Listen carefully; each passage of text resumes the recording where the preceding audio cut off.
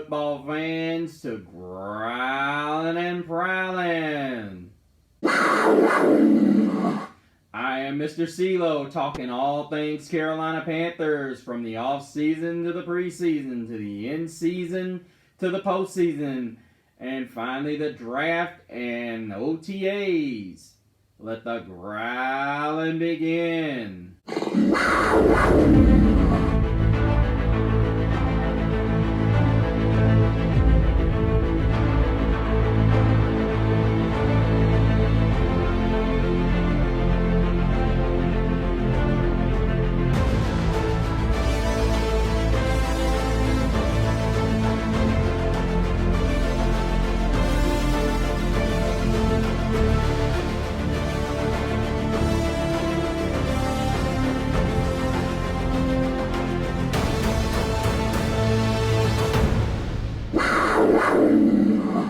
Welcome back, Panther Nation. Of course, I am Mr. CeeLo, back at you again, talking all things Carolina Panthers. Hope you guys have been doing great. Sorry for the hiatus, but had to take me a small little vacation and get some things worked out. As always, check me out over at Instagram at Mr. CeeLo, and check out my other shows, which are on YouTube and have their own Facebook channel, which is Gridiron Gab Pro Style. If you guys haven't checked me out, that's my other professional football stage where I talk about all 32 teams, as well as Talk Like a Champion, which I just premiered earlier this week. So you guys, please go by and check that out if you're a Notre Dame Fighting Irish fan, and even if you're not, go by and check it out so you can hate on the content and say you don't like it, but make sure you hit a dislike, and as well as check me out over at Gridiron Gab Triple Option, which is our college show, which we will be premiering here shortly. Hopefully within the next few weeks. I've been having some things I've been having to work on, so I haven't been able to premiere that yet, but it's coming, ladies and gentlemen. It is coming. As well as Hardwood Smack. It's going to be premiering very soon. I have some things such as the Chris Paul trade and the Damian Lillard saga. Got to discuss that with all you hardwood smackers. As soon as I get one, I'll release it on YouTube and let you guys know on my Instagram page. But as for the topic this evening, of course, you guys see I am sporting the Julius Peppers white in honor of his induction into the Panther Hall of Honor. I choose to call it the honorary cats, if you will. You know, honorary cats. Or we can call them the cats of infinity. Infinity cats. I don't know. Y'all tell me which one. Infinity cats or honorary cats. You know, we'll work on that. But anyway, if you guys haven't been paying attention or you guys have been working, that's what we're here for.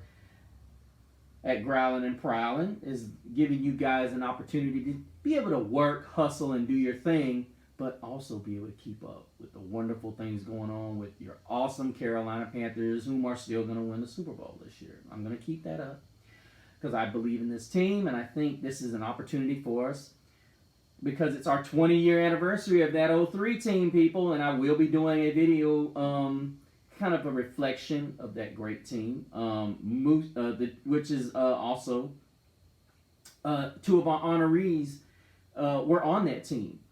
And those two gentlemen would happen to be wide receiver Muhsin Muhammad and defensive end, or in today's terms, edge player Julius Peppers. Homeboy, I might say.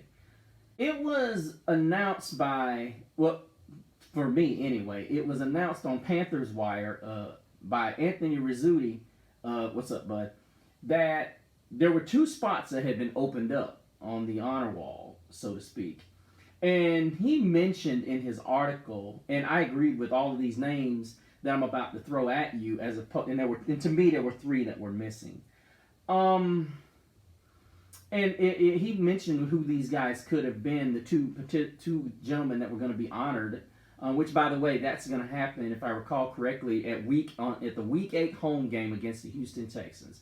That would be awesome for that to happen with C.J. Stroud in the house. But anyway, the gentleman that Mr. Rizzuti put out there, 11 candidates, if you will. 2 of them he was spot on, but the 9 others, and I'll add 3 to my own, were tight end Greg Olsen. You guys know all about that.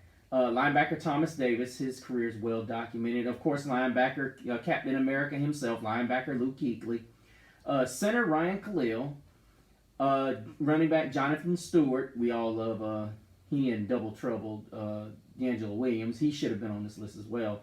Of course, JP is on here. Of course, kicker John Casey, the greatest kicker, and pretty much a guy who's kicking for the Carolina Panthers longer than anybody else has combined. Then, of course, there's Muhsin Muhammad, and then there's the great Dan Morgan, the Captain America before Luke Kuechly. You know, when concussions just did him in, much like they did in Kuechly himself. Then there's defensive end Mike Rucker. And then there's Mike Minter, hard-hitting safety, one of the best safeties to play in the franchise. And they had an honorable mention, Cam Newton, of course, D'Angelo Williams, as I said before, Charles Johnson, guy who's number 2 on the all-time sack list. I don't know how he's not even considered to be on this list, but he's not. Then there's Chris Gamble, who arguably is the best cornerback in Carolina Panther history. I would venture to say, people are going to say it's Josh Norman, but I think the only way he gets Josh Norman is because of the longevity. But the 3 honorable mentions I'd like to throw in there are going to be John Beeson. A lot of people are not going to like that pick. John Beeson was one of the best linebackers to not get really get talked about. And then you have to throw in Salt and Pepper. Many of you will not remember these guys, but one of them passed away, and the other one left football after he left the Carolina Panthers. That would be Kevin Green and Lamar Lathan. To me, those 2 guys were the catalyst for us getting to the our first NFC title game in our second year. These 2 guys were just phenomenal. If you remember those years, yeah. I'm going to do a special on Lamar Lathan. Yeah, when you think Carolina Panther linebackers, especially with the 3-4 system coming back, we know who Brian Burns is going to be. The question is who is going to be the opposite side guy. And I was sitting there looking at this, and I'm thinking, this is going to be exciting. 20 years after the Cardiac Cats. Let me just stop. Anyhow, let's get to the topic, which is Julius Peppers and Muhsin Muhammad going into the Carolina Panthers Hall of Honor. And I know what people are going to say. You can't put every player that's played for the Carolina Panthers in the Ring of Honor or the Hall of Honor, if you will, or the Infinity Cats. You can't put them into the Hall of Infinity Cats. I'm of the essence that you look back at both of these guys. They were such an intricate part of the Carolina Panthers in that 2003 run. And even, with the exception of Muhammad, you can look back and say, okay, this is a guy that was here when we went in 04 and arguably could have been a huge part had he been here in 2015, but we all know the story behind that. Much like when Muhammad left and Steve Smith left. But we won't go into that right now. But let's take a look at Carolina's second all-time leader in receptions at 696 and had 50 touchdown receptions. Now, believe it or not, looking here with Muhammad going in, you're looking at a guy that has 50 scores and just a phenomenal range of how he plays. He was only less than 800 yards from reaching 10,000 for his career, but he should have reached that. I don't remember the medium behind it, whether it was Muhammad playing hardball or whether the organization just not willing to ante up the dollars for him, being that we had Steve Smith. But you look at this, almost 700 receptions for his career, in a Carolina Panther uniform. And what's really impressive is his he really bottomed out in Chicago. It would have been a better deal for him to stay in Charlotte, where his last year here was the Super Bowl year, of course. No, excuse me, the year after the Super Bowl, where he caught 93 balls and had 1,405 yards, 16 scores. If I recall correctly, that was the year Steve Smith got hurt. And folks, let me tell you something. This guy lit it up, but he never had another season as productive.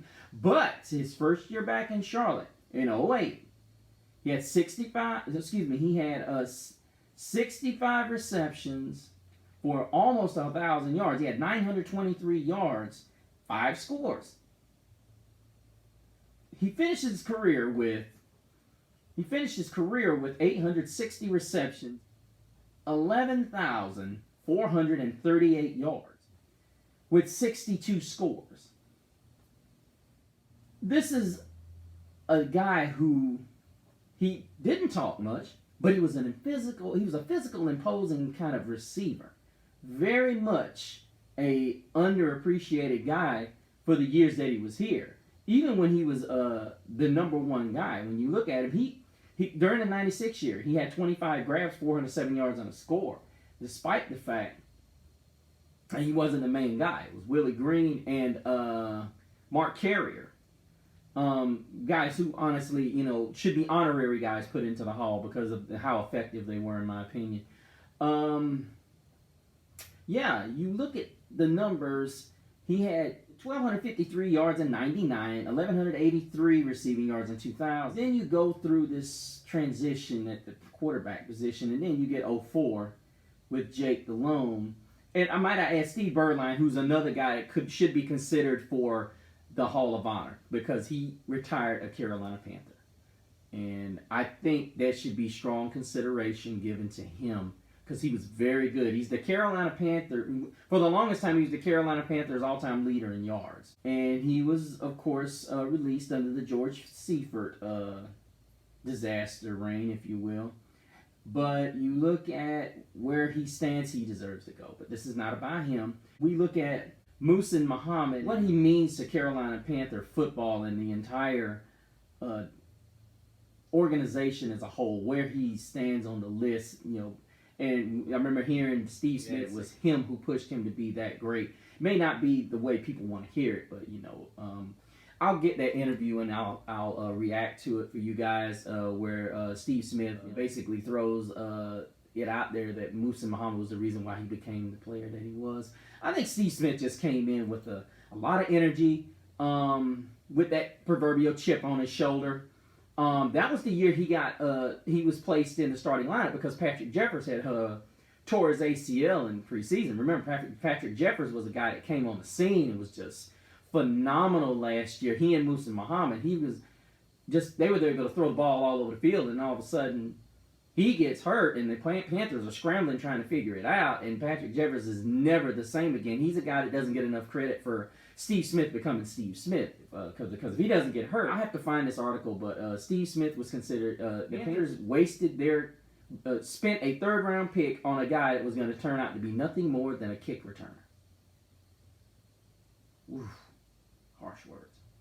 But he turns out to be, he should have been a first ballot Hall of Famer. I don't like the politics of the Hall of Fame because it was the late Sam Mills' last opportunity, so instead of that, they went ahead and gave it to Sam Mills, which he definitely deserved, but it shouldn't have cost Steve Smith his opportunity as being a first ballot Hall of Famer, because he should.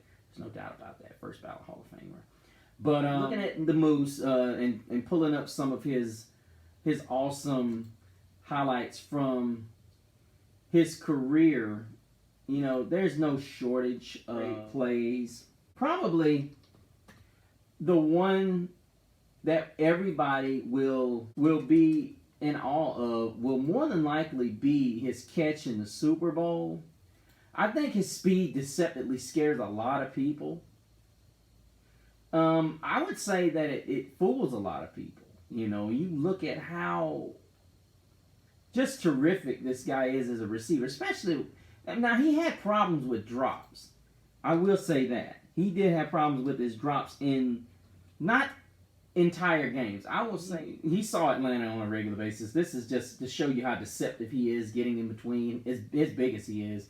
And he always did that basketball thing. It was pretty cool. I always thought he had one of the coolest celebrations, the little doom doom between the legs, A lot of people always looked at it and say, okay, Delhomme only threw to Steve Smith. And when you think about it, what made Carolina so dangerous was Steve Smith was a relative unknown, and Muhammad was somewhat of an established target. What's really impressive, before, like I said, the emergence of Steve Smith, he was doing his thing, but then when Steve Smith, that was the biggest question mark for the Carolina Panthers. Can they get a deep threat besides Muhsin Muhammad? And Muhsin Muhammad wasn't even considered. He was considered bottom, not middle tier, middle of the road. He wasn't even considered a real threat. Then all of a sudden you get Steve Smith. Oh my goodness. This is why Steve Smith looked at it as, okay, I'm not going to get my respect. So, okay. As I said, when you look at Muhsin Muhammad, he was such a tough guy to bring down in the one-on-one. Muhsin Muhammad should have been in there a long time ago because, arguably Steve Berline was the guy that crafted who we know as the Moose, but Jake Delhomme cemented him into this hall of infinity cats. What I love about the Moose most was his toughness, and he brought that same.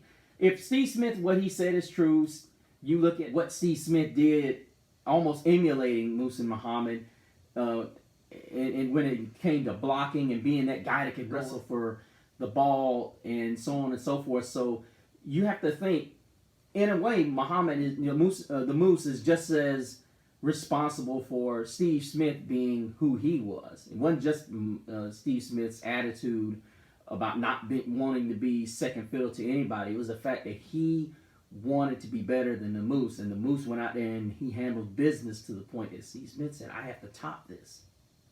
So that's where it was. So for you, Moose, we are very thankful for you because you are one of the catalysts that created the monster, the beast that was Agent 89.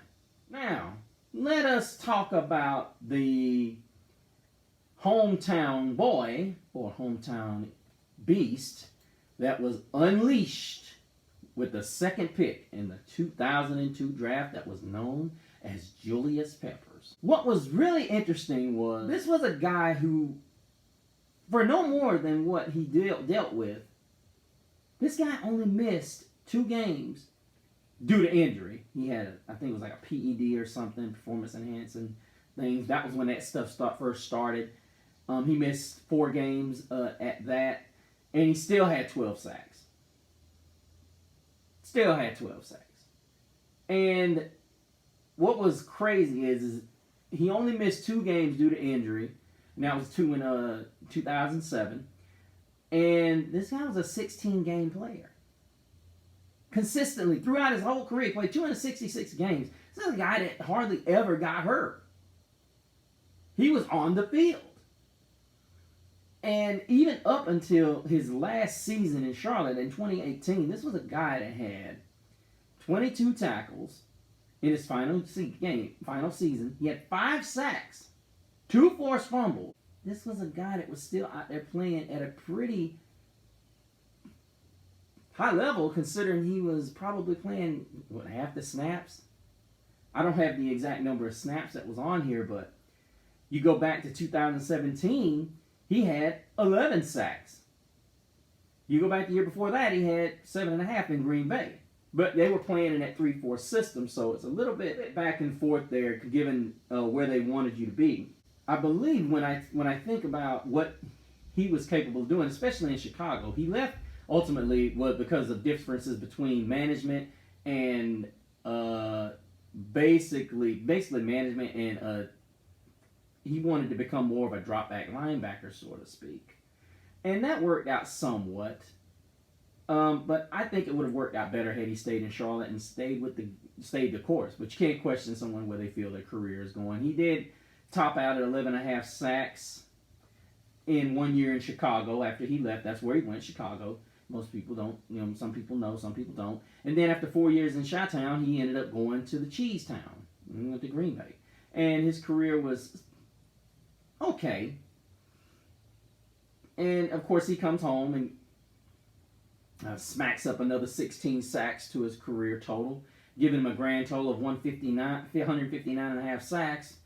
And the Carolina Panther franchise record, 97 sacks. You know, the one thing I wish JP would have did, just stayed one more season to get those 3 sacks, make it an even 100. Because the way it's looking, Brian Burns is going to catch that. You know, with only 3 years, he's at 38 sacks. And with this system that they're playing,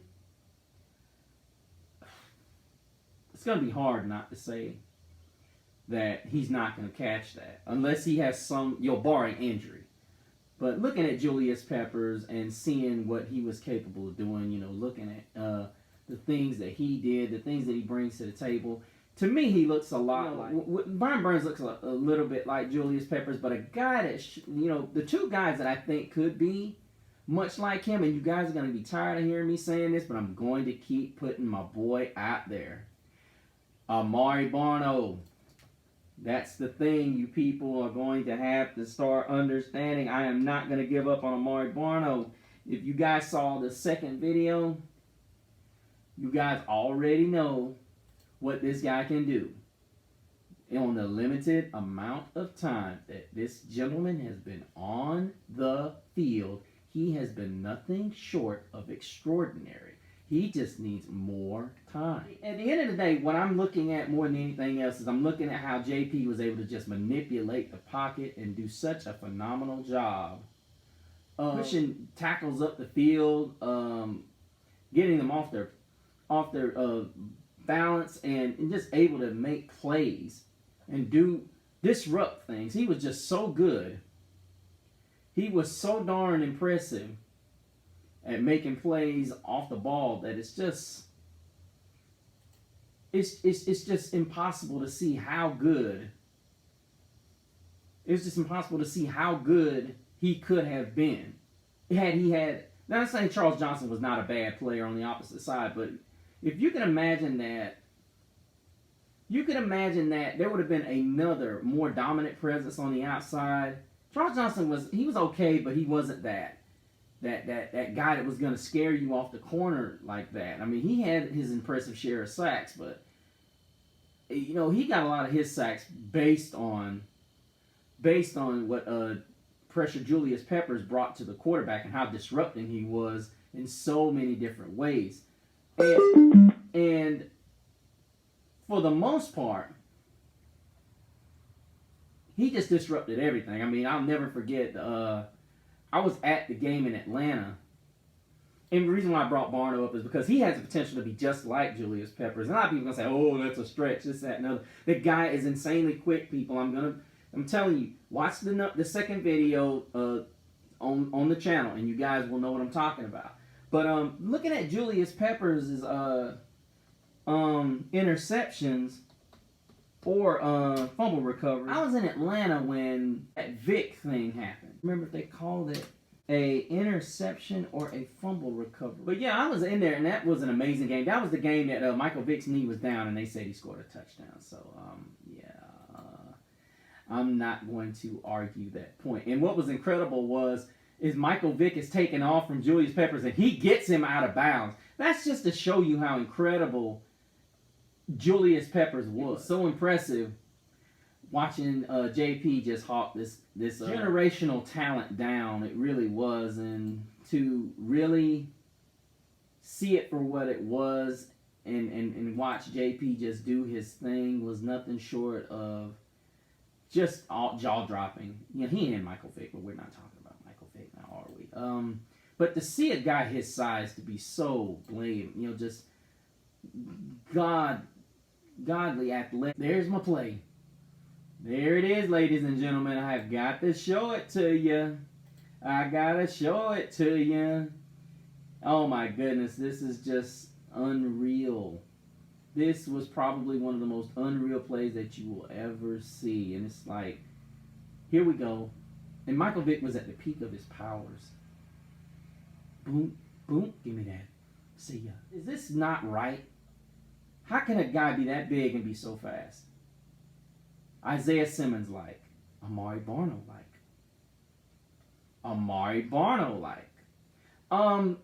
this to me is this is Julius Peppers all in one right here. Just looking at this video, and I'll play it again because it's just, oh my gosh, it is just something that he shows is an all in one play, and it's just nothing short of phenomenal. But it's awesome. I'm happy, but I'm a little bit disappointed that other names weren't included. You only put 2 in this class.